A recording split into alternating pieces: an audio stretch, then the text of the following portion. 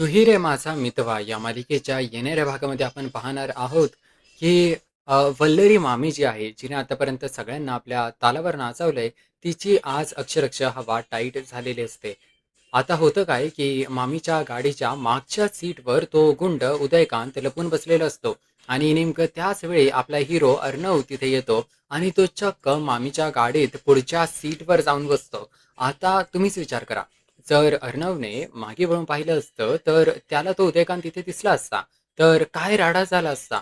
मामीचा सगळा खेळ तिथेच खल्लास झाला असता. अर्णव गाडीत बसतो आणि नेहमीप्रमाणे ड्रायव्हिंग सुरू करण्याआधी वरचा रिअर व्ह्यू मिरर जो आरसा आहे तो ऍडजस्ट करायला लागतो. आता मात्र वल्लरीच्या पायाखालची जमीनच सरकते. तिला चांगलंच घाम फुटतो. अर्णव आरशात बघणार तेवढ्यात वल्लरी एकदम चपळाईने आपला हात त्या आरशासमोर धरते. ती मुद्दाम असं नाटक करते की ती काहीतरी शोधते जेणेकरून अर्णवला मागच्या सीटवरचं काहीही दिसू नये. अर्णव काही सुद्धा म्हणत नाही. आणि अर्णव काय साधा माणूस नाहीये.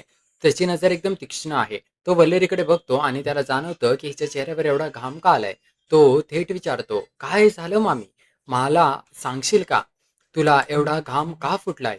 तू कुठे चालली आहेस?" आता वल्लेरीकडे काहीच उत्तर नसतं. ती कशीबशी वेळ मारून नेते आणि खोटं बोलते. "काही नाही रे अर्णव, माझा ना अचानक बीपी खूप लो झालाय. त्यामुळे मला असा त्रास होतोय आणि घाम येतोय. मी पाणी पिते म्हणजे मला बरं वाटेल." ती बाटलीतलं पाणी गटागटा पिते आणि अर्णवला ती म्हणते, "तू एक काम कर, तू पुढे हो, मी येतेच." अर्णव थोडा संशयानेच गाडीतून बाहेर पडतो. मित्रांनो, हा सीन एवढा उत्कंठावर्धक होता की बघताना आपल्यालाही काळजाचा ठोका चुकतो. तिकडेच घरामध्ये एक वेगळाच ड्रामा सुरू असतो.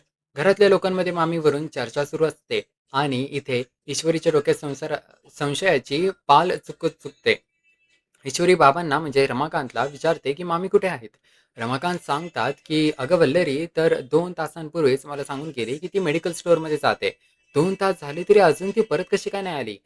हे ऐकून आकाश तिथे येतो. तो वेगळीच माहिती देतो. आकाश म्हणतो, 2 तास? अरे बाबा काय बोलताय. जेव्हा ईश्वरी घरात पडली होती तेव्हा मामी म्हणजे वल्लरी घरातच होती ना. मग ती 2 तासांपूर्वी कशी जाईल. आता इथे निर्माण होतो एक मोठा सस्पेन्स. बाबा म्हणतात 2 तास झाले आणि आकाश म्हणतो की आतापर्यंत घरातच होती. मग वल्लरी गेली कुठे. ईश्वरी तिथे शांत उभी असते पण तिचं डोकं मात्र कम्प्युटर सारखं वेगाने चालतं. तिच्या डोळ्यात वेगळीच चमक असते. तिला पक्की खात्री असते की मामी नक्कीच काहीतरी मोठी गडबड करत आहे आणि त्या खोटं बोलत आहेत. तर ईश्वरी आता मामीचा पर्दाफाश करण्याच्या तयारीला लागणार आहे हे तर नक्की. सीन पुन्हा बाहेर शिफ्ट होतो. अर्णव पुढे गेल्यावर वल्लरी कशीबशी गाडीचा मागचा दरवाजा उघडते आणि त्या उदयकांतला बाहेर काढते. ती त्याला दम देते आणि म्हणते, "आत्ताच्या आत्ता इथून चालता हो. कोणी बघायच्या आधी इथून पळून जा." उदयकांत गुपचूप गेटच्या बाहेर सटकतो. पण वल्लरीचं नशीब आज खूपच खराब असतं. हे सगळं लांबून रमाकांत पाहत असतात. रमाकांत यांची नजर एकदम गरुडासारखी असते. ते थेट वल्लरीकडे येतात आणि तिला अडवतात. ते तिला थेट डोळ्यात डोळे घालून विचारतात, "काय गं वल्लरी? काय करतेस तू इथे?" आणि आता गेटच्या बाहेरून कोण गेलं? वल्लरी पार दचकते, पण ती अतिशय सराईत खोटारडी असते. ती पटकन विषय बदलून म्हणते, "कुठे काय? मी तर आत्ताच आलीये आणि गेटच्या बाहेरून कोण जाणार? अर्णव आला होता माझ्याबरोबर गाडीतच. तो गेला असेल आता आतमध्ये." रमाकांत यांना माहिती असतं की नक्की काहीतरी चुकतंय यामध्ये आणि कोणीतरी बाहेर गेलंय. पण ते शांत राहतात. त्यांचा वल्लरीवर डाऊट आता 100% पक्का झालेला असतो. वल्लरी तिथून कशीबशी पळ काढते, पण रमाकांत मनातल्या मनात ठरवतात की आता या बाईवर बारकाईने लक्ष ठेवावंच लागेल. घरात आल्यावर वल्लरी एका कोपऱ्यात राहून स्वतःशीच विचार करते. उदयकांत तिला पैशांसाठी ब्लॅकमेल करत असतो. तिला समजतं की आपलं मरण आता जवळ आलंय. या सगळ्यातून वाचायचं असेल तर तिला एकच मोठा मदत पाहिजे असेल. तिला एका मोठ्या मदतीची गरज असेल आणि तिच्या डोक्यात नाव येतं ते थेट सौदामिनीचं. मित्रांनो, इथून पुढे जो कट शिजतो तो मालिकेचा पूर्ण दिशाच बदलून टाकणार असतो. वल्लरी दुसऱ्या दिवशी सकाळी गुपचूप जाते आणि सौदामिनीच्या गाडीचे टायर पंक्चर करते. होय, चक्क पंक्चर करते. जेणेकरून सौदामिनीला स्वतःच्या गाडीने जाता येऊ नये.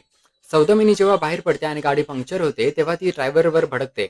नेमकी त्याच वेळेस वल्लरी आपली गाडी घेऊन तिथे हिरोईनसारखी एंट्री मारते आणि सौदामिनीला लिफ्ट ऑफर करते.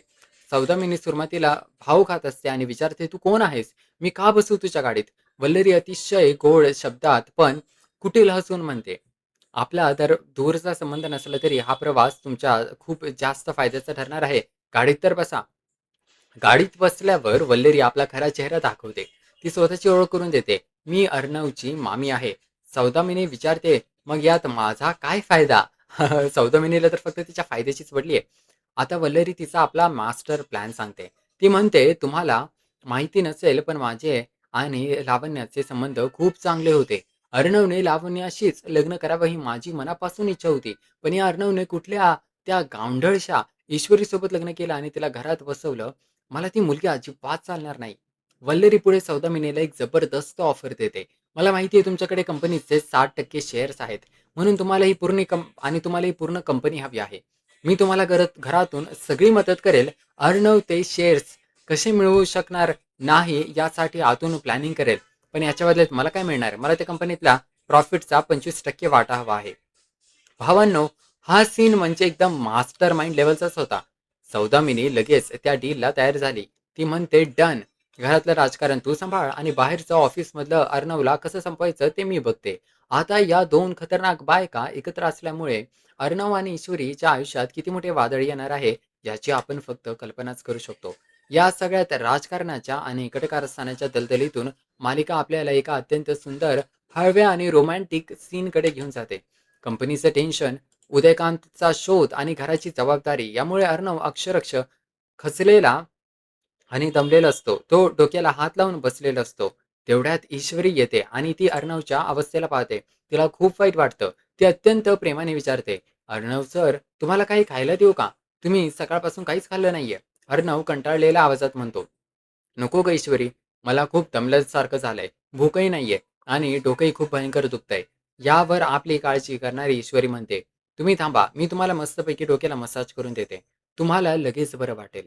अर्णव सुरुवातीला नको म्हणतो, पण ईश्वरीच्या आग्रहापुढे तो हरतो. ईश्वरी स्वतःच्या हाताने अर्णवच्या डोक्याला अतिशय प्रेमाने मसाज करायला लागते. मित्रांनो, तो जो स्पर्श असतो ना, त्यात ईश्वरीचं पूर्ण प्रेम सामावलेलं असतं. अर्णवने तो मसाज घेताना इतकं रोमॅन्टिक आणि रिलॅक्स फीलिंग त्याला वाटते, की तो डोळे मिटून तो क्षण अनुभवतो.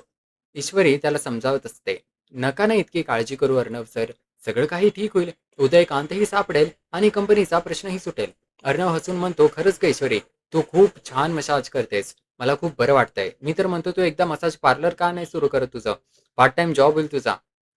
त्यावर ईश्वरी हसते आणि म्हणते, की इलेक्ट्रिक मसाजर मशीन घेऊन येते आणि ती त्या मशीन अर्णवला मसाज करायला लागते. सुरुवातीला त्या मशीनच्या व्हायब्रेशनमुळे अर्णवला खूप गुदगुदल्यासारखं होतं आणि तो खो खो हसायला लागतो. तो म्हणतो, "नको गं, ही मशीन नको."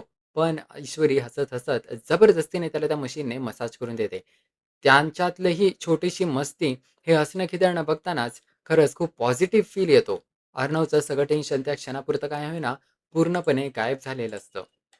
पण अर्णवच्या आयुष्यातला हा आनंद फार काळ टिकत नाही. सीन शिफ्ट होतो थेट सात्विक फॅशनच्या ऑफिसमध्ये. अर्णव आपल्या टीमसोबत एका अत्यंत महत्त्वाच्या मीटिंगमध्ये बसलेला असतो. अर्णव प्लॅन करत असतो, की दुसऱ्या एका लॉजमध्ये चालणाऱ्या कंपनीला बंद करून सात्विक फॅशनच्या बॅनरखाली एक नवीन प्रॉफिटेबल प्रोजेक्ट सुरू करायचा. सगळी टीम या आयडियावर खुश होते. पण तेवढ्यात तिथे सौदामिनीची एंट्री होते आणि ती येताच मीटिंगमध्ये अक्षरशः भूकंपही आणते. ती कडाडत म्हणते, "सात्विक फॅशन हे माझं आहे. कारण या कंपनीचे 60% शेअर्स माझ्या नावावर आहेत आणि मी तुम्हाला कोणतीही नवीन कंपनी सुरू करण्याची किंवा बदल करण्याची अजिबात परवानगी देणार नाही." अर्णव चिडून तिला आठवण करून देतो, की तुमच्याकडे शेअर्स आहेत, पण ते फक्त मॉर्गेज म्हणजे गहाण आहेत. तुम्ही मालक नाही आहात. यावर सौदामिनीला अ, अर्णव थेट उत्तर देतो. आता यावर सौदामिनी अर्णवला एक थेट भयंकर ओपन चॅलेंज देते. ती म्हणते, "ठीक आहे, मी तुला फक्त 15 दिवसाची मुदत देते. या 15 दिवसात जर तू मला 200 करोड आणून दिले नाहीस, तर हे सार्वजनिक फॅशनचं नाव आहे ना, ते मी कायमच पुसून टाकेल आणि या कंपनीला नवीन नाव देईल, लावण्य फॅशन." मित्रांनो, हे ऐकून अर्णवच्या पायाखालची जमीनच सरकते. सात्विक फॅशन हे त्याच्या आईच्या नावाने सुरू केलेलं असतं. ही कंपनी म्हणजे त्याच्यासाठी फक्त बिझनेस नसून त्याच्या आईची शेवटची अ, सर्वात पवित्र आठवण असते. आईचं नाव पुसलं जाणार ही कल्पनाच अर्णवला सहन होत नाहीये. त्याच्या चेहऱ्यावरची उडलेली हवा बघून सौदामिनी अतिशय विकृतपणे हसत तिकडून निघून जाते. आता अर्णव 15 दिवसात 200 करोड कुठून आणणार? हा प्रश्न सगळ्यांनाच पडलेला असतो. तर या सगळ्या परिस्थितीवर तुमचं काय मत आहे नक्की कमेंट करून सांगा या व्हिडिओखाली. आपण भेटूया मालिकेच्या पुढील भागात. पाहूया मालिकेत पुढे अजून नवनवीन नेमकं काय काय घडतंय ते.